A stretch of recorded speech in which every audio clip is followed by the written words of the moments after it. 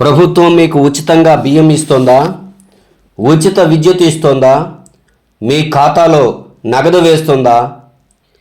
ఇవన్నీ ఉచితంగా వస్తున్నాయని చాలా ఆనందపడిపోతున్నారు కదూ. అయితే ఆగండి. అర్థశాస్త్రం ప్రకారం ప్రపంచంలో ఉచితం అనే పదానికి అర్థమే లేదు. మీరు ఉచితం అనుకుంటున్న ప్రతి పైసాకు ఎవరో ఒకరు ఎక్కడో ఒక చోట భారీ ధర చెల్లిస్తున్నారు. అది మీరే కావచ్చు, మీ చుట్టాలు కావచ్చు, మీ బంధువులు కావచ్చు, భవిష్యత్తులో మీ పిల్లలు కావచ్చు. ఈరోజు ఈ వీడియోలో మనం ఉచిత పథకాల వెనుక ఉన్న అసలు ఆర్థిక సత్యాన్ని, అవి దేశ ఆర్థిక వ్యవస్థపై ఎలాంటి ప్రభావం చూపుతాయో విశ్లేషించుకుందాం.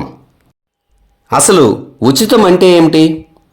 వ్యక్తిగత కోణంలో ఆలోచిస్తే ఒక వ్యక్తికి ప్రభుత్వం నుండి ఏదైనా వస్తువు లేదా సేవ ఎటువంటి ఖర్చు లేకుండా లభిస్తే అది అతనికి ఉచితం. ఆర్థిక శాస్త్ర కోణంలో ఆలోచిస్తే ప్రభుత్వం ఒక వస్తువును ఉచితంగా ఇవ్వాలంటే దాని ఉత్పత్తికి, రవాణాకు, పంపిణీకి ఖర్చు అవుతుంది. ఆ ఖర్చును ప్రభుత్వం భరించాలి. ప్రభుత్వం దగ్గర డబ్బు ఎక్కడి నుంచి వస్తుంది? ప్రజల నుండే కదా. అంటే ప్రభుత్వం ప్రజల డబ్బుతోనే ప్రజలకు ఉచితంగా ఇస్తోంది.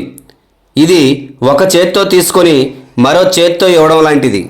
మరప్పుడు అది నిజంగా ఉచితమవుతుందా? మీరే ఆలోచించండి. ప్రభుత్వం ఉచితాలు ఇవ్వాల్సిన డబ్బును పన్నుల రూపంలో తెచ్చుకోవాలి, లేదా అప్పుల రూపంలో తెచ్చుకోవాలి. మరి ఈ రెండు కూడా ప్రజలపైనే కదా భారం పడతాయి.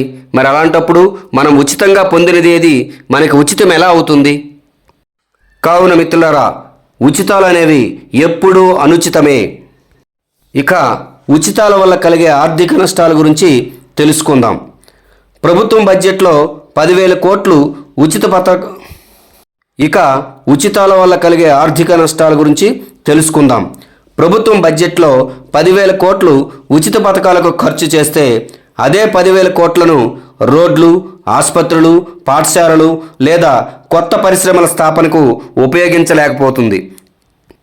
ఉచితాలు అనేవి తక్షణ ఉపశమనం ఇస్తాయి, కానీ మౌలిక సదుపాయాలపై పెట్టుబడి, దీర్ఘకాలంలో ఉద్యోగాలను, ఆదాయాన్ని సృష్టిస్తుంది. ఉచితాల వల్ల రాష్ట్రం ఈ అభివృద్ధి అవకాశాన్ని కోల్పోతుంది. ఈ ఉచితాలు అనేవి పెయిన్ కిల్లర్స్ లాంటివి. ఎవరికైనా ఒంట్లో నొప్పులు వస్తే వెంటనే పెయిన్ కిల్లర్ వేస్తారు. ఆ ఒంట్లో ఉన్న నొప్పి తగ్గిపోతుంది. కానీ ఆ పెయిన్ కిల్లర్స్ వల్ల కిడ్నీలు డ్యామేజ్ అయ్యి రేపు ఆ వ్యక్తి డయాలసిస్ స్టేజ్కి వెళ్తాడు. కొన్నాళ్ళు పోతే మనిషే పోతాడు. ఈ ఉచితాలు కూడా పెయిన్ కిల్లర్స్ లాంటివే, అర్థం చేసుకోగలరు.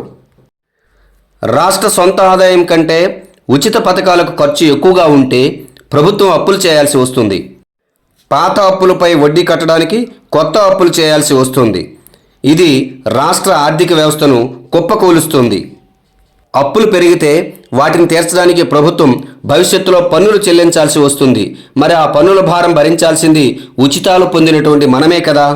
అడుసు తొక్కనేలా, కాలు కడగనేలా. ఈరోజు మీరు ఉచితంగా పొందుతున్న దానికి రేపు మీరు లేదా మీ పిల్లలు ఎక్కువ పన్నుల రూపంలో చెల్లించాల్సి ఉంటుంది. రైతులకు ఉచిత విద్యుత్ ఇవ్వడం వల్ల వారు భూగర్భ జలాలను మితిమీరి తోడేసే ప్రమాదం ఉంది. ఇది పర్యావరణ నష్టానికి దారితీస్తుంది. నాకు తెలుసు ఈ మాట అంటే రైతులు కస్సుమంటారని. కానీ రైతులకు ఉచిత విద్యుత్ ఇవ్వడం కంటే తక్కువ ధరకు విద్యుత్ ఇవ్వడం వల్ల ఆ తక్కువ ధర అయినా చెల్లించాల్సి వచ్చినప్పుడు అవసరం మేరకే నీటిని వాడతారు, అవసరానికి మించి వాడరు. లేదంటే చాలా దగ్గరలో గమనిస్తున్నాం, మోటార్ ఆన్ చేసి వదిలేస్తుంటారు. ఎందుకంటే ₹1 కూడా మనం బిల్లు కట్టాల్సిన అవసరం లేదు కదా అని. కానీ రైతులకు తెలియదు దానివల్ల పర్యావరణానికి ఎంత నష్టం జరుగుతుందో అని. రైతులకు మేలు చేయాలంటే గిట్టుబాటు ధర బాగా పెంచాలి. కానీ ఏది ఉచితంగా ఇవ్వకూడదు. కానీ సబ్సిడీల రూపంలో ఇవ్వచ్చు, అంటే తక్కువ ధరకు ఇవ్వచ్చు. ఉదాహరణకు ఫ్రీ బస్సునే తీసుకోండి. ఫ్రీ బస్సు వచ్చిన తర్వాత బస్సులు ఏవీ ఖాళీగా ఉండడం లేదు, కిక్కిరిసిపోతున్నాయి. కారణం మహిళలు ఏ పని లేకపోయినా బయటికి వచ్చేవాళ్ళు చాలామంది పెరిగిపోయారు. దీనివల్ల అటు నిజమైన అవసరం ఉన్నటువంటి వాళ్ళు, మహిళలు కావచ్చు, పురుషులు కావచ్చు, అందరూ ఇబ్బంది పడుతున్నారు. అలాగని ప్రభుత్వ ఆదాయం కూడా తగ్గిపోతుంది. అలాగే ఈ పెరిగిపోతున్నటువంటి లోడ్ని తగ్గించడం కోసం ప్రభుత్వం ఏమైనా బస్సులు పెంచుతుందా అంటే అవసరమైతే తగ్గిస్తుంది తప్ప పెంచడం లేదు. దీనివల్ల తిరిగి ప్రజలే ఇబ్బంది పడుతున్నారు. అలాగే ఈ ఉచితాల వల్ల యువత ముఖ్యంగా పాడైపోతుంది. వర్క్ కల్చర్ తగ్గిపోతుంది. కష్టపడకుండానే అన్నీ అందుతున్నాయనే భావన యువతలో పని పట్ల ఆసక్తిని, నైపుణ్యాన్ని పెంచుకునే ఉత్సాహాన్ని తగ్గించేస్తున్నాయి. ఇది దేశ మానవ వనరుల అభివృద్ధికి ఆటంకం. ఇక సంక్షేమం వర్సెస్ ఉచితాలు. పేదలు, వృద్ధులు, వికలాంగులకు కనీస అవసరాలైన ఆహారం లేదా రేషన్, వైద్యం, విద్య అందించడం ప్రభుత్వ బాధ్యత. ఇది వారిని ఆర్థికంగా స్వతంత్రులు చేయడానికి దోహదపడుతుంది.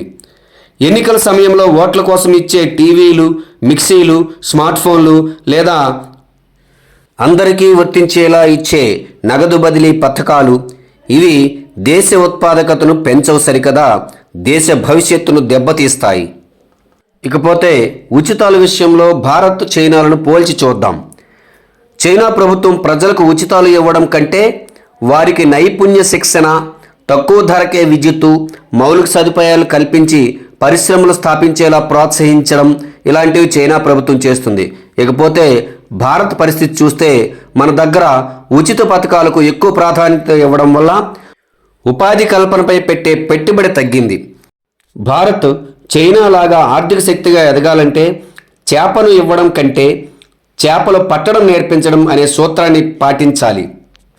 విచిత్రం ఏంటంటే కమ్యూనిస్టులు ఈ విషయంలో మాత్రం చైనాని ఫాలో అవ్వరు.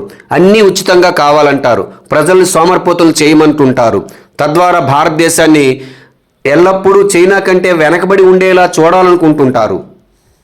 సరే, కమ్యూనిస్టుని పట్టించుకునే వాళ్ళు ఈ రోజుల్లో ఎవరున్నారు? కానీ చివరిగా ఆర్థిక శాస్త్రంలో ఒక ప్రసిద్ధ సామెత ఉంది. There is no such thing as a free lunch. ఉచితంగా భోజనం ఏది ఉండదు. ప్రభుత్వం మీకు ఇస్తున్న ప్రతి ఉచిత వస్తువుకు ఎవరో ఒక పౌరుడు తన కష్టార్జితం నుండి పన్ను రూపంలో ధర చెల్లిస్తున్నాడు. సంక్షేమం అనేది పేదరికాన్ని నిర్మూలించడానికి ఒక సాధనం కావాలి, కానీ ఓట్లను కొనుగోలు చేసే మార్గం కాకూడదు. ఫ్రెండ్స్, మీ దృష్టిలో ఉచిత పథకాలు అవసరమా లేదా? ఒకవేళ అవసరమైతే ఏవి అవసరం? ఒకవేళ అవసరమైతే ఎవరికి అవసరం? కామెంట్ రూపంలో తెలియచేయగలరు. ఫ్రెండ్స్, ఈ వీడియో నచ్చేలా ఉంటే ఒక లైక్ చేయడం, షేర్ చేయడం, అలాగే సబ్స్క్రైబ్ చేయకపోతే సబ్స్క్రైబ్ చేసుకోవడం, అలాగే కామెంట్ రూపంలో మీకు ఏదనిపిస్తే అది తెలియచేయడం చేస్తారని మనవి చేసుకుంటూ సెలవు. నమస్తే.